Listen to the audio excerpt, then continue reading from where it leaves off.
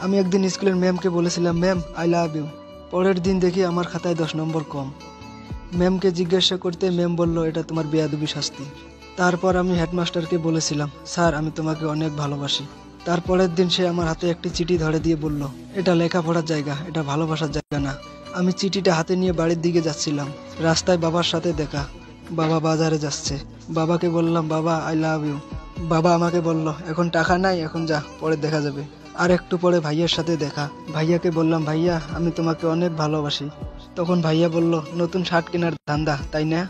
এখন আমার কাছে টাকা নাই, যা, পরে দেখা যাবে। তখন আমি বাসায় গিয়ে আপুকে বললাম, আপু আই লাভ ইউ। তখন আপু বলল, তোর কাপড় ময়লা হয়েছে তাই না? এখন আমার সময় নেই, নিজে ধুয়ে নে।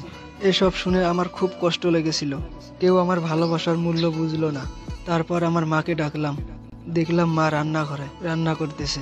সেখানে গিয়ে মাকে বললাম, মা আমি তোমাকে অনেক ভালোবাসি। মা আমাকে জড়িয়ে ধরে বলল, পাগল ছেলে, আমিও তোকে খুব ভালোবাসি। বাবা সারাদিন কিছু খাস নাই, আয় খেতে দেই। আরে মা মায়ে, মার মতো আর কেউ হয় না।